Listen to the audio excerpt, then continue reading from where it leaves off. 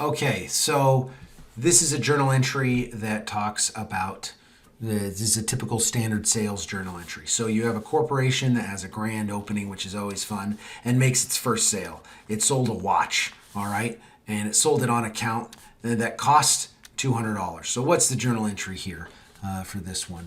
Well, we start with the things we can touch. So inventory is leaving. Inventory is an asset. This watch is an asset. It is leaving, meaning it is reducing.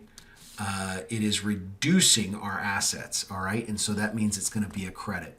So we go credit right here, credit, and we're going to have some sort of inventory here, some sort of inventory account. You could do watch inventory. You could call it a lot of things. Just making sure you put inventory on it. As long as you call it inventory, you'll be good. So inventory, and the inventory cost us $200. Again, I always like to start with the things I can touch. So the inventory cost $200, and that's what we got rid of. In the sale. All right. There's going to be a corresponding entry to that, and the corresponding entry to that is going to be a debit, and that debit is going to be related to costs of goods sold. Cost of goods sold.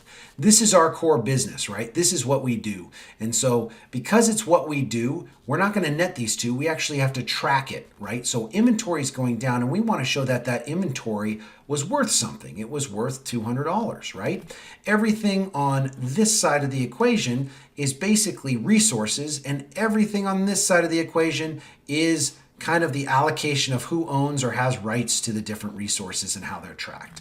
All right. And on this side of the equation, right over here, on this side, we are putting that inventory is decreasing. So whoops. Let me do a fix on that. Inventory is decreasing by 200. All right.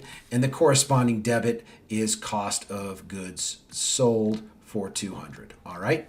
Now, we're not done. We're not done because we have revenue, right? We have revenue, and we also have accounts receivable.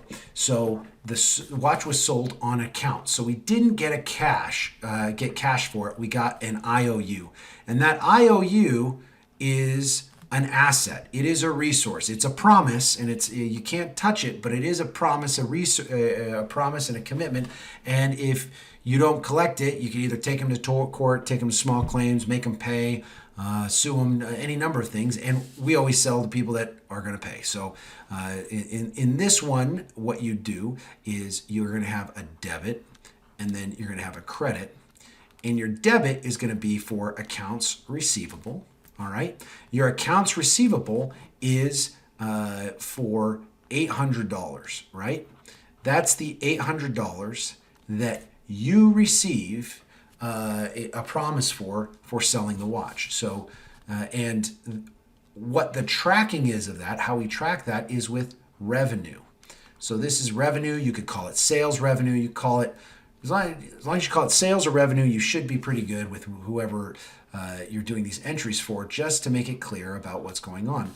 And that's going to be a credit. And how that comes in is that we have this account receivable of 800 here, down here on our assets, and then we have revenue, which is going to be recorded here, revenue of $800. And we want to have this itemized. You might have been tempted to go to do something like 800 minus 200 and then get 600. And the reality is yeah, that's our net income, right, from this, right? So that's our net income from it, the 800 minus the 200. But the thing is with accounting, we want to track the revenue and expenses specific to the account. So we're going to label this revenue, we're going to label this expense, and we're not going to report a net amount. What do I mean by that? Some of you might have, and again, this is the wrong way to do it. You don't want to do it this way, all right? The wrong way to do this would be to do something along the lines of, well, you have a credit to inventory of an inventory of 200, and you might be tempted to say, well, I also have a debit to accounts receivable, so AR, accounts receivable of 800. So I know I have that.